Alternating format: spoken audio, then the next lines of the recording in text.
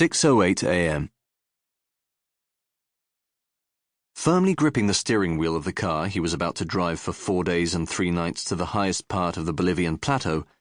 he felt the queasiness typical of that last moment in which it still seems possible to turn your back on something,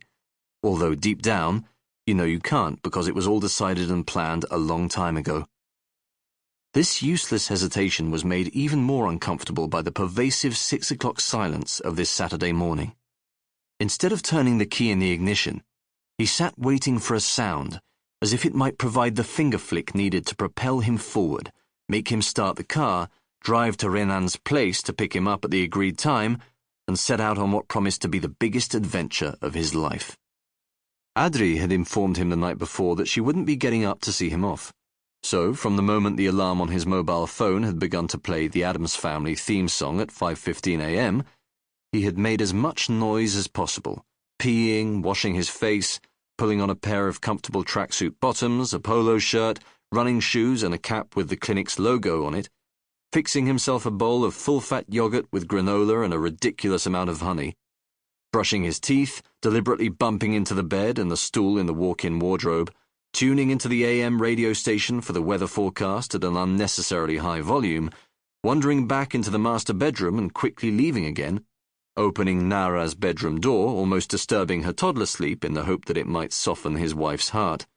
opening and closing the car boot to peer at the bags he had packed, organized and checked a zillion times the night before, going back inside for no reason, and finally leaving, closing the garage for the last time and angrily slamming the car door. But despite his efforts, Adri had kept her promise. She was probably still pretending to be asleep, waiting for the brief electric squeal of the ignition to start the combustion cycles of the pistons in the Mitsubishi Montero. He finally decided to give her the satisfaction and turned the key, revving a few times in neutral for the pleasure of breaking the silence, fantasizing that at that very moment, lying in bed, realizing that he really was going, she was feeling mortally sorry that she hadn't given him a goodbye kiss, even if only on the cheek, and wished him good luck. Backing the car slowly down the parallel strips of granite that ran across the neat front lawn, he decided to turn off his mobile as soon as he hit the highway and wait 2 or 3 days before calling to check in. With the city streets deserted, he hoped to make it to Renan's property in Villanova in 25 minutes at the most. He kept the car windows closed, and the noise of the tires on the irregular paving stones sounded far away and soft, making him feel as if he were inside an aquarium, cut off from the world. He opened the driver's window all the way, and everything transformed, starting with the crunching sound of the tires. The sun, no doubt rising behind the building, cast a hazy pinkish-yellow light over the houses, buildings, trees, and cobblestones of Bella Vista's side streets. The heroic stars lingered in the sky,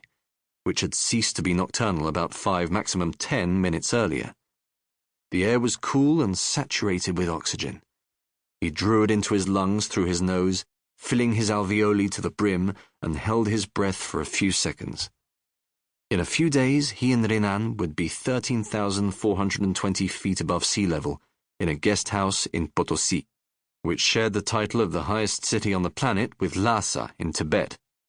Lying on bunk beds, resting up and ingesting large volumes of liquid until they were properly acclimatized, trying not to ruin everything at the outset with a pulmonary embolism. When he turned onto Carlos Train Filio Street, which would take him to Nilo Pistonia Avenue, he remembered the question that Renan had asked out of the blue as they rested on the top of Cruz Rock, late on a Sunday afternoon in April, almost 7 months earlier. They had just climbed the Via Prosciutto Crudo, as Renan had christened it.